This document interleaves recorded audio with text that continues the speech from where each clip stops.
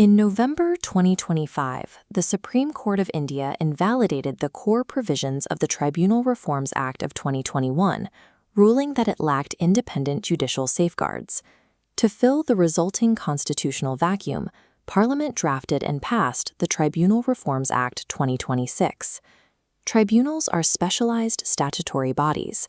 They are designed to extract specific, complex classes of disputes out of the ordinary court system and transfer them to dedicated adjudicators. Take the National Green Tribunal, seen here. It focuses entirely on environmental litigation, absorbing technical disputes regarding ecological harm and corporate compliance that require rapid, specialized fact-finding. Unlike ordinary constitutional courts, tribunals operate within a limited subject matter jurisdiction. They frequently combine legally trained judges with sector-specific technical members, and they use flexible procedures outside the strict confines of the Civil Procedure Code, though they remain strictly bound by the principles of natural justice. This creates a structural paradox. The state needs specialized, fast adjudication, but because the executive branch frequently dictates the creation, staffing, and funding of these bodies, the system is highly vulnerable to executive capture. When the government controls the adjudicator, the independence of the justice system is compromised. The shift toward tribunalisation stems from the rapid expansion of the regulatory and welfare state. Fields like taxation, securities, telecommunications, and insolvency generate high-volume, highly technical disputes that generalist courts are not equipped to process efficiently. By embedding specialized expertise into the judicial process, tribunals offer rapid fact-finding, preventing environmental damage from becoming irreversible or enterprise value from collapsing.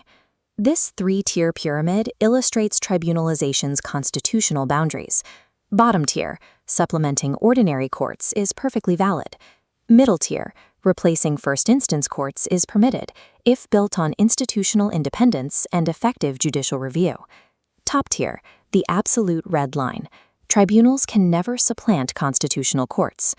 Maintaining this hierarchy introduces an institutional paradox.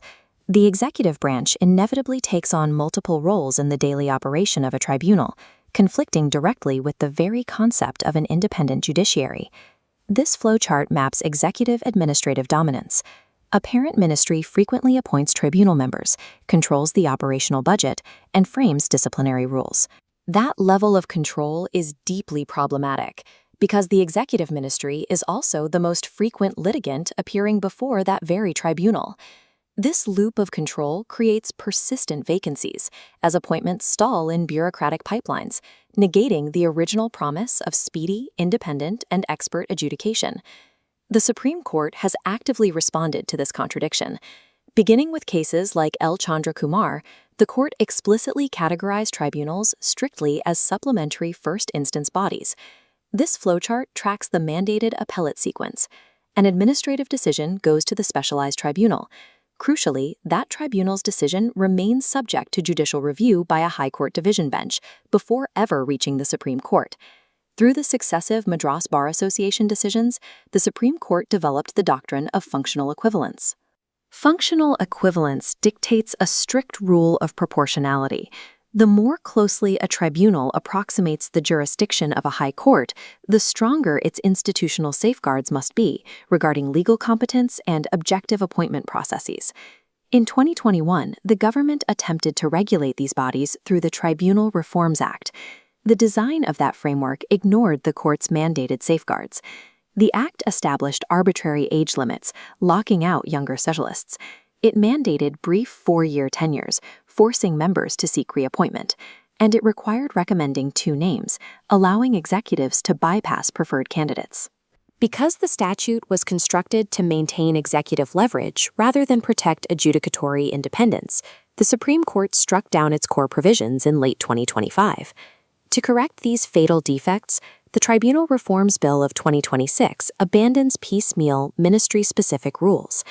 Instead, it establishes a permanent statutory National Tribunals Commission. This organizational chart outlines the composition of the new commission. By mandating a chairperson and 2 judicial members against 2 technical members, the Act secures a numerical, structural majority for the judiciary. The 2026 Act directly addresses the flaws of the 2021 framework. It mandates a uniform 5-year tenure for members and legally binds the central government to a strict 3-month deadline to process and finalize appointments. The selection process is also tightened. Search-cum-selection committees now forward exactly one recommended name for appointment, plus one separate waitlist name. The executive can no longer exercise discretionary choice between two equally ranked candidates. The system operates on judicial primacy without judicial monopoly. Voting power is split equally between 2 judicial and 2 non-judicial members. However, the judicial chairperson holds a casting vote. If a united judicial bloc favors a candidate, others cannot override them. By securing these voting mechanics, the 2026 Act successfully builds a firewall downstream, preventing litigating ministries from stacking tribunal benches with favored appointees. Evaluating the 2026 Act requires a 2-stage constitutional test. It crosses the constitutional floor by fixing tenure and selection mechanics. The second test is whether it secures genuine institutional autonomy. True independence requires 3 dimensions: decisional freedom, personal tenure security, and institutional autonomy. The 2026 Act provides the first 2, but leaves the third incomplete. Returning to our commission chart, we find a critical upstream flaw. The central government appoints all 5 members, retaining decisive influence over the body that selects judges.